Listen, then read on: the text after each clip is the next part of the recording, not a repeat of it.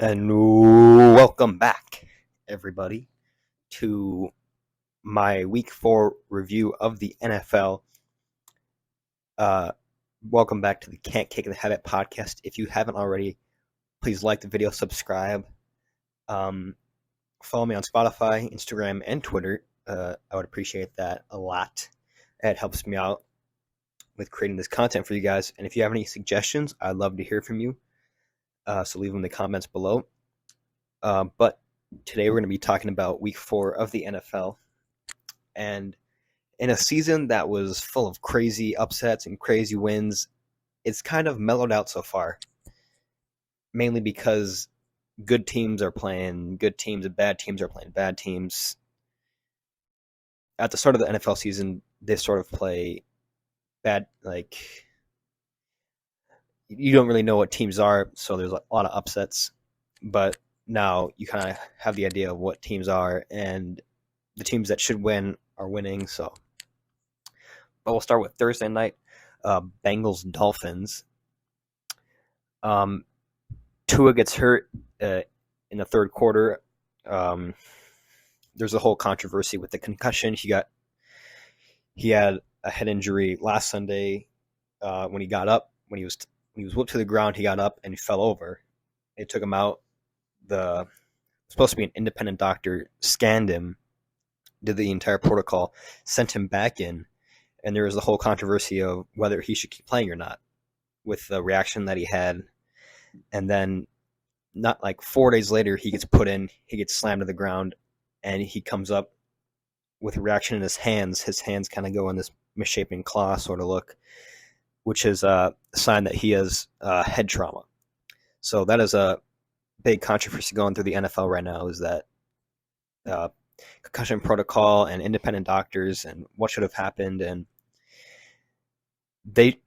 he was cleared to fly home with the team on Thursday, but in that situation, you got to keep him overnight in the hospital. I don't know what the Dolphins are doing, but you got to keep him for observation, see how he's doing.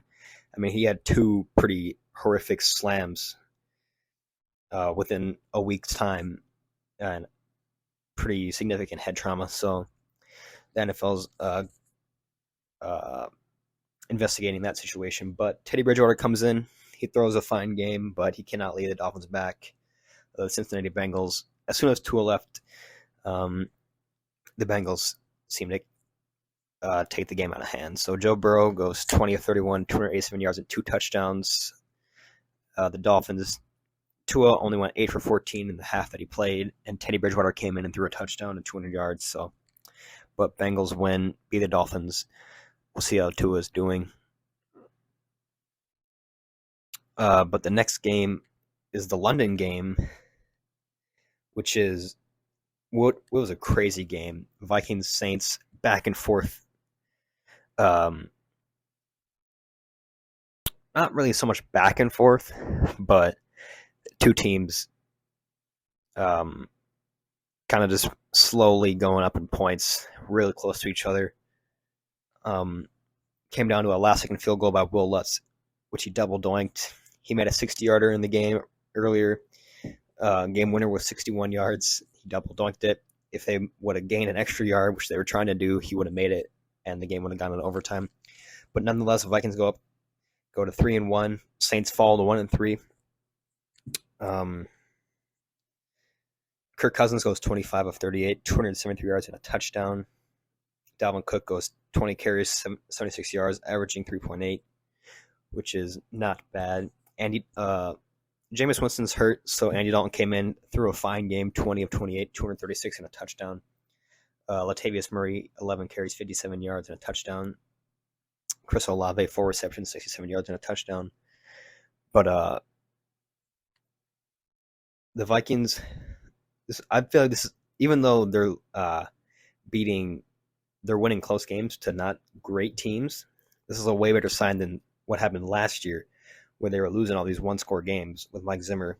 Under Kevin O'Connell, they're winning these close one-score games, and I think that will prove heavily down the line for them. The Saints fall to 1-3. I don't see them being a playoff team. Still trying to figure out who they are. They have switching quarterbacks. So we'll see what the Saints do from here. But this is a good sign for Vikings fans going forward. The next game is the Seahawks versus Lions. I did not get a chance to watch this game. I just know it was super high scoring and crazy. The Lions, they always seem to make a fourth quarter comeback, but they just can never close it out. They kind of leave all their energy in the fourth quarter. Then they got to start bringing that into the early quarters, first and second. But Geno Smith, 23 of 30 for 320 and 2 touchdowns. Great game. Who knows? Maybe he can make a comeback in the NFL. I have no idea. The Lions. A 48-45 game. That's crazy, but especially with these two teams, they're not very good. But yeah, I didn't get to see much of this game. Jared Goff, 26 of 39, 378, 4 touchdowns and an interception. It's tough to put Jared Goff in a tier because he has these games where he just is incredible, and he has games where he's just abysmal, and when you watch him play, you're like, is this good what I'm seeing? Is this bad what I'm seeing? So kind of confusing. But Jamal Williams goes off 108 yards and 2 touchdowns. If you had him starting in fantasy, unlike me, I had him on my bench. He gave you a lot of points. So Seahawks win 48-45. Next game, Jets-Steelers. I called this one. I called Jets over the Steelers. Zach Wilson comes in rusty in the first half, but second half comes out. Third quarter is a little bit rough. Fourth quarter, he puts drives together. He strings some completions together. He throws 2 interceptions and 1 touchdown, but I think this was, especially when you beat a team like the Steelers, who have their ways. Like they have a system. Mike Tomlin's a great head coach. They have a good defense. They have weapons on offense. Their quarterback they haven't figured out.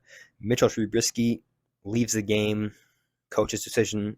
They put in Kenny Pickett.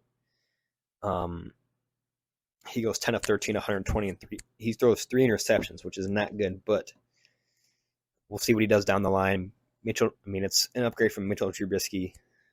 I think Kenny Pickett's a rookie, so they give him more time to develop. Trubisky is in his 5th year in the league, I think. So he's not going to have enough time to show what he's made of. And he didn't. He went 7 for 13, 84 yards and a pick. So, Najee went 18 to 74.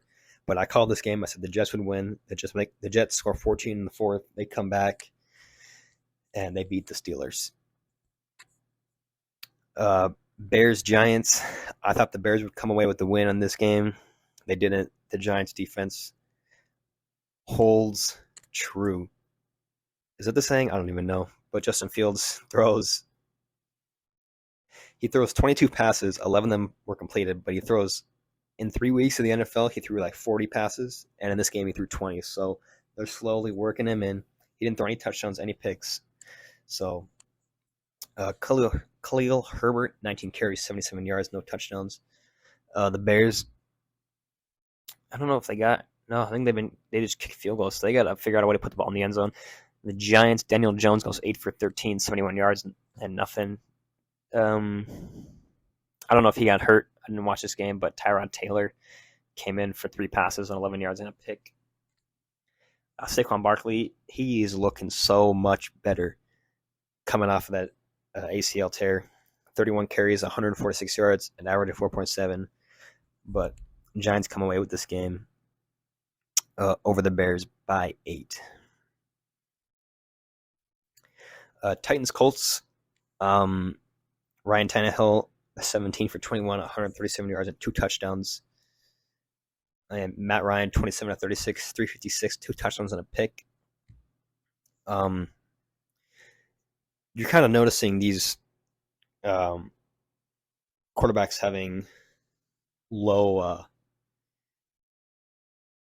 attempts and lower yardage and fewer bombs because these defenses are playing like a shell coverage. They're trying to eliminate the bad plays. You saw it last year with the Chiefs. Team played that shell coverage, and it forces offenses to methodically drive down the field and score touchdowns, which gives the defense a higher chance, or gives the offense a higher chance to make mistakes. If you need more plays in a drive, higher chance you're going to make a mistake, and you saw that with the Chiefs last year. So these teams are trying to play a shell coverage, not allow so much the deep play. Because, I mean, a one-play drive versus a 10-play drive, you have a higher chance of making mistakes in this 10-play drive. That's why these quarterbacks are having lower attempts. They're trying to fit in the run game and so forth. But Titans beat the Colts 24-7, or 24-17, excuse me. Next game, Chargers-Texans. Chargers scored 20 points in the second, took the game away. Justin Herbert goes 27 of 39, 340 yards and 2 touchdowns. Davis Mills, 26 of 35, 246, 2 touchdowns and 2 picks. Is he the guy for the Texans? I don't know. The Texans, the last winless team in the NFL, they're 0-3-1. Dameon Pierce, 14 carries, 131 and a touchdown, averaging 9.4. That's great. Great for him. Receiving, Nico Collins, 3 receptions for 82 yards. But the Chargers come away with this. Austin Eckler has a great game, 13 carries, 60 yards, and 2 touchdowns.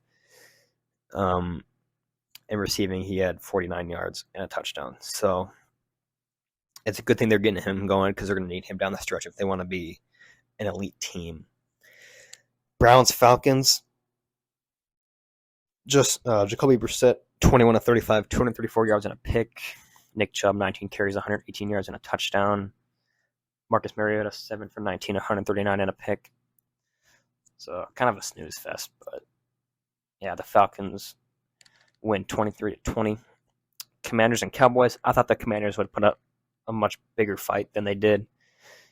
They lose to the Cowboys 25-10. Carson Wentz goes 25 of 42, 170 yards, a touchdown and 2 picks. That's his problem. He's throwing way too many interceptions. Like Jameis Winston, he's just throwing way too many picks.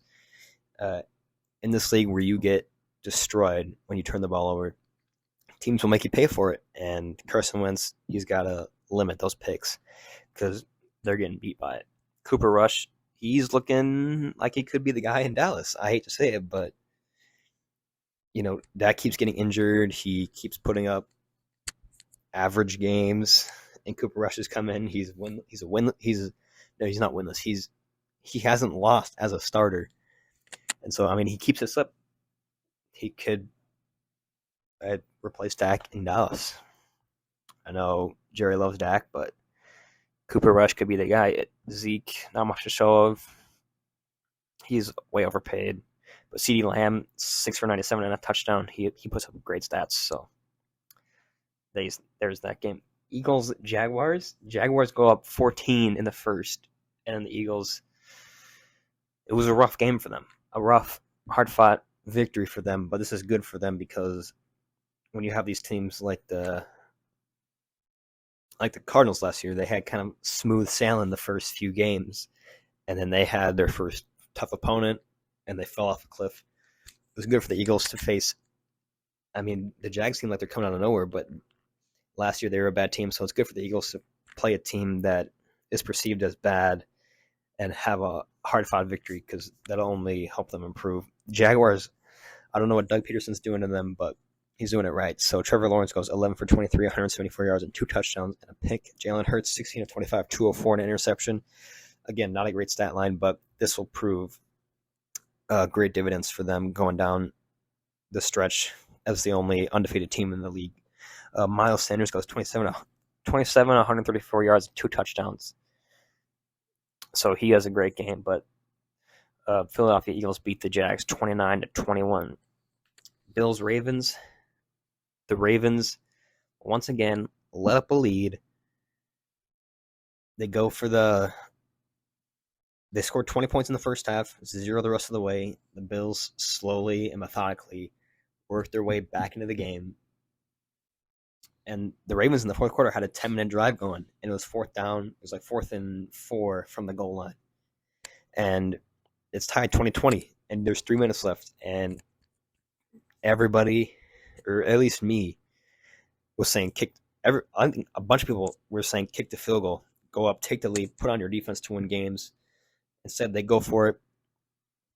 They don't get it, and now your defense has to stop the Buffalo Bills, which in the last 5 minutes of a game is almost unstoppable. So, but Jim Harbaugh said at the end in his press conference, he said that it was based on analytics, but in that situation, you got to go with your gut, and you got to go with what you know how the game is going, because analytics can only get you so far.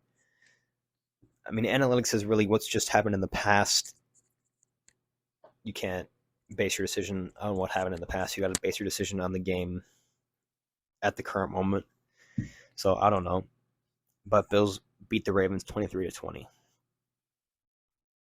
Cardinals Panthers. Cardinals score 16 in the fourth. They make a comeback.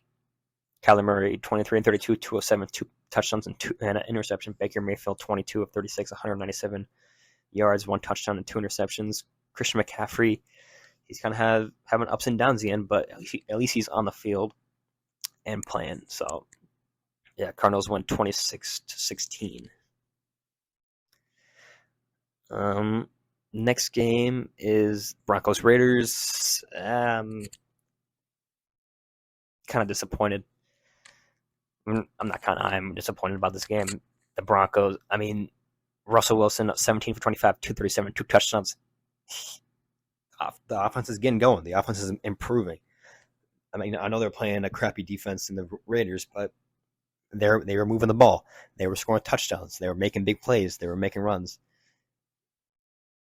The run game was lacking. Javonte Williams gets hurt in the second quarter, and Melvin Gordon, we have to trade him or cut him. He is just not he's not trusted. You can't trust him. He sat the first quarter and a half. Even like Javonte and him usually switch carries. They're pretty even on carries. But he didn't play the first quarter and a half, and he comes in for one play, runs 10 yards, and fumbles the ball. Raiders turn around and run it in for a touchdown. And we were driving at that point. And if you take away that touchdown, the end score is 23-25. But if they don't have that touchdown, it's a totally different game. I feel like they don't have that touchdown, the Broncos win this game. And Melvin Gordon can't be trusted in Denver anymore. I mean, they got to trade him. He can't hold on to the football. He's fumbled like numerous times in the beginning of the season. I'm praying for Javonte Williams to come back. I hope he's healthy. But Mike Boone came in, 3 carries for 20 yards, averaging 6.7, so that was good. KJ Hamler gets going, 1 reception for 55 yards. Jerry Jeudy has a good game, 4 for 53 and a touchdown. Cortland Sutton, 5 for 52 and a touchdown. So the offense is moving, just the running game has just not been where it's been in the past, and that is an issue going forward. The Raiders' Derek Carr goes 21 of 34 and 188 yards. And another way the Broncos got hurt in this game was Derek Carr on 3rd and long using his legs. And that's just got to be something that everybody in this league can run now. Don't underestimate anybody run the ball on 3rd and 4th and long, because everybody's going to do it. Josh Jacobs always has career best against the Broncos, even though the Broncos usually have a good run defense. They just can't stop Josh Jacobs, 20 of 144 and 2 touchdowns. But Broncos lose 32-23. I'm still upset. Not so much at Nathaniel Hackett, but Melvin Gordon and the defense that has been stout the last 3 games. So Raiders win. Next game, Patriots-Packers. This was a crazy game just because the Patriots had Bailey Zapp. I think that's how you pronounce his name, but he came in because he's a 3rd-string backup. Brian Hoyer gets hurt, I think, but he comes in 10 for 15, 99 yards and a touchdown. But they had this game in the hands of their runners, Damian Harris and Rashad Stevenson. They kind of carried the Patriots. But the Packers, Aaron Rodgers throws a pick 6 Aaron Rodgers throws a pick six for like the first time in his life. 21 of 35, 251, 2 touchdowns, and an interception. The game goes into overtime. Both teams possess the ball, which means next score wins, and the Packers drive down and score a touchdown. So Packers win 27-24. And the Sunday night game, Chiefs had this in the bag, 100%, 41-31. Patrick Mahomes looks like an absolute wizard. He had some incredible plays last night. He goes 23 of 37, 249 yards, 3 touchdowns, and a pick. Clyde Edwards-Helaire, 19 carries, 92 yards, and a touchdown. And the Buccaneers started off slow. The Chiefs kicked off to the Buccaneers, and the returner fumbled. Chiefs get the ball, score a touchdown. Bucs go down, kick a field goal. Chiefs go back down, score another touchdown, and they're in a hole already. And I know Tom Brady can dig them out of that, but when you're playing a really good team like the Chiefs, it's really hard to do that. So the Chiefs had this game in the bag the entire time, and it started with that muffed kick return by the Buccaneers return men. Tonight, Rams play the 49ers. I picked the Rams to win this game. I think they just have a better shot than the Niners do. Jimmy G, we'll see. I don't know, but that was my review of Week 4 of the NFL. If you have any other thoughts or concerns, leave those in the comments below. Subscribe, like, follow me on Instagram, Twitter, and Spotify. I'd really appreciate it. But yeah, stay tuned this week. I'll send out my predictions, and if other news comes up, I'll be sure to make a podcast on that. But enjoy the rest of your week and enjoy the game tonight. All right, take care.